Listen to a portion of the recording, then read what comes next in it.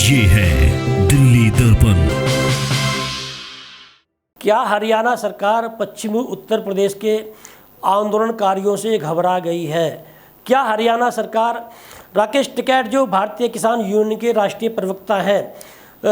सत्यपाल मलिक जो जम्मू कश्मीर के पूर्व गवर्नर रहे हैं, यशपाल मलिक जो आरक्षण के मामले में बड़े नेता रहे हैं, तो क्या इन नेताओं से हरियाणा सरकार घबराई हुई है? अभी हाल में हरियाणा में एक कार्यक्रम हुआ और संजीव बालियान जो केंद्रीय मंत्री हैं वो उस कार्यक्रम में गए हुए थे, और जो कृषि मंत्री हैं जेपी दलाल हरियाणा सरकार में, उन्होंने उनसे अपील की कि भाई जो आपके नेता हैं पश्चिम उत्तर प्रदेश के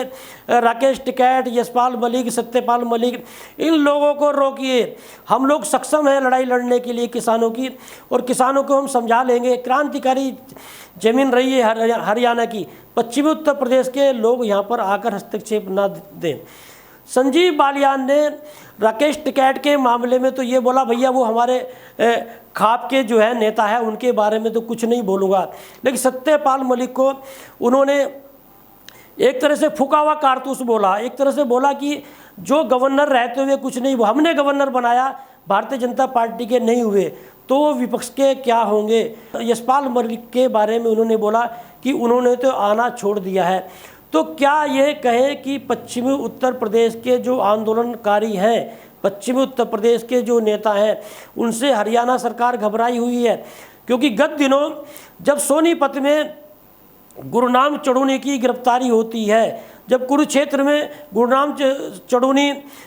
सूरजमुखी फसल का मुद्दा उठाते हैं, तो राकेश उनकी गिरफ्तारी होने के बाद में राकेश टिकैत जाकर वहाँ पर मोर्चा संभालते हैं, और जब तक गुरनाम चढ़ूनी की रिहाई नहीं हो जाती है, जब तक किसानों की मांगें नहीं मान ली जाती हैं, राकेश टिकैत वहाँ पर ही आंदोलन में शामिल रहते हैं। और रात में जिस तरह से राकेश टिकैत ने किसानों के बीच में रातें बिताई, और वो तस्वीरें, वो वीडियो वायरल हुई, राकेश टिकैत का एक समर्पण भाव जो है हरियाणा के किसानों के प्रति दिखाई दिया। इसमें कहीं से दो राय नहीं कि राकेश टिकैत में और गुरनाम चढ़ूनी में वैचारिक मतभेद हैं, लेकिन जिस तरह से राकेश टिकैत ने गुरनाम चढ़ूनी की अनुपस्थिति में मोर्चा संभाला, तो उसके बाद में रिहाई के बाद में गुरनाम चढ़ूनी ने भी बोला कि राकेश टिकैत ने जिस तरह से मेरी अनुपस्थिति में यहाँ पर मोर्चा संभाला है, आभार व्यक्त करता हूँ उनका, और जब भी मेरी कभी ज़रूरत होगी मैं राकेश टिकैत के लिए उसी हिसाब से काम आऊँगा। तो हरियाणा में जिस तरह से राकेश टिकैत का कद बढ़ा है, तो क्या हरियाणा सरकार को दिक्कत होने लगी है? इसमें कहीं से दो राय नहीं है। राकेश टिकैत ने जिस तरह से बोला कि भाई दो गुजरातियों ने आकर दिल्ली को कब्जा लिया है, पहले उन्हें तो रोक लीजिए, या यदि देश में कहीं पर यदि अन्याय होगा, अत्याचार होगा, किसानों के खिलाफ माहौल बनेगा, तो हम लोग निश्चित रूप से जाएंगे। यदि ऐसी बात है तो हरियाणा सरकार ऐसी व्यवस्था कराए कि हमें वीज़ा लेना पड़े, वीज़ा नहीं देंगे हम नहीं जाएंगे। एक तरह से राकेश टिकैत ने पूरे देश में आंदोलन करने की बात कही, लेकिन जेपी दलाल ने जिस तरह से पश्चिमी उत्तर प्रदेश के नेताओं पे कटाक्ष किया, तो जेपी दलाल को ये समझना चाहिए कि पश्चिमी उत्तर प्रदेश के नेताओं ने जो अगुवाई की उत्तर भारत में किसानों की, सबसे पहले चौधरी चरण सिंह थे, और चौधरी चरण सिंह के पीछे हरियाणा के जितने भी नेता हैं, चाहे वो चौधरी देवीलाल रहे हों और दूसरे नेता रहे हों, वो चौधरी चरण सिंह के साथ में हो लिए थे। या महेंद्र सिंह टिकैत ने जब किसानों की आवाज़ उठाई, तो महेंद्र सिंह टिकैत के साथ में हरियाणा के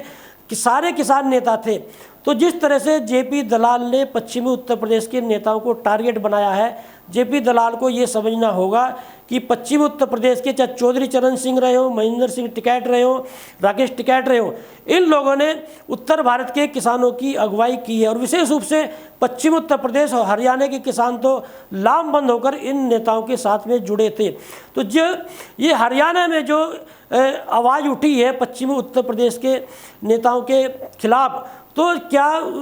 खट्टर सरकार या जेपी दलाल ये बताएंगे किसानों की समस्याओं को लेकर हरियाणा में इतने आंदोलन क्यों हो रहे हैं, या गुरनाम चढ़ूनी को क्यों नहीं मना लेते? गुरनाम चढ़ूनी आए दिन खट्टर सरकार को क्यों ललकारते हैं, या नए कृषि कानून को लेकर हरियाणा पंजाब से ही आंदोलन क्यों शुरू हुआ, या दूसरी जो समस्याएं किसानों की उसे खट्टर सरकार या जेपी दलाल जो है उन समस्याओं को हल क्यों नहीं करा पा रहे हैं?